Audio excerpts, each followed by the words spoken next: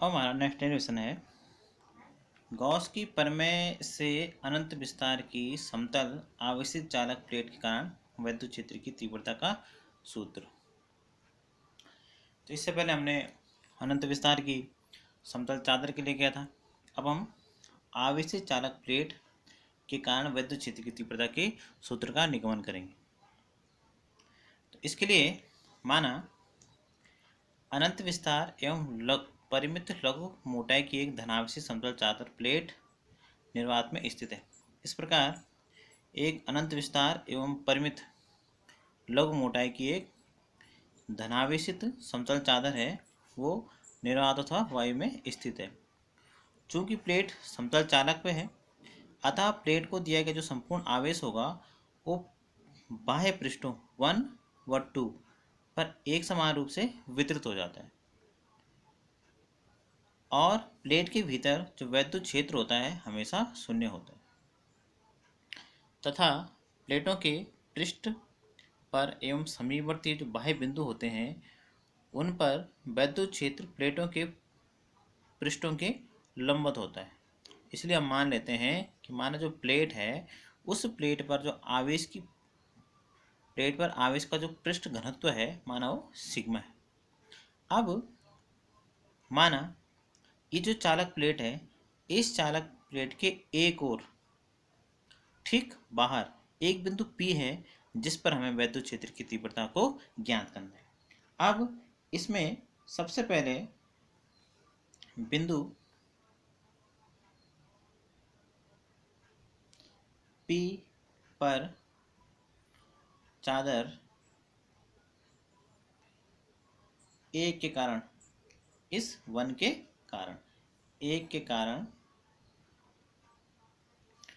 वैद्युत क्षेत्र की तीव्रता जो E1 होगा, हमने पिछला डायरेक्शन किया था समतल चादर वाला, उसमें जो हमारा अंतिम परिणाम आया था E = सिग्मा अपॉन 2ε0 आया था, उसका हम यहाँ पर प्रयोग करेंगे। इसलिए जो E1 का मान हो जाएगा वो हो जाएगा आपका सिग्मा अपॉन 2ε0। ये चादर एक से परे। अब इसी प्रकार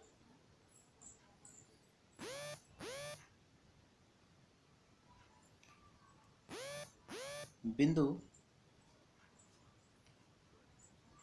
P पर चादर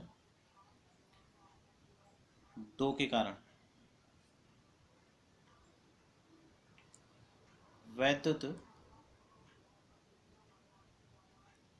क्षेत्र की तीव्रता जो E2 होगी वो भी ऐसे होगी, यानी E2 का जो मान होगा वो भी सिग्मा अपॉन 2ε0 होगा और ये भी क्या होगा, चादर 2 से परे होगा, चादर 2 से परे। अब चूंकि क्या है E1 व E2 एक ही दिशा में, अतः बिंदु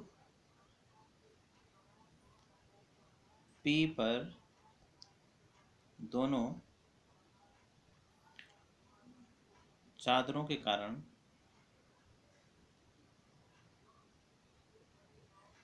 परिणामी तीव्रता जो होगी, परिणामी तीव्रता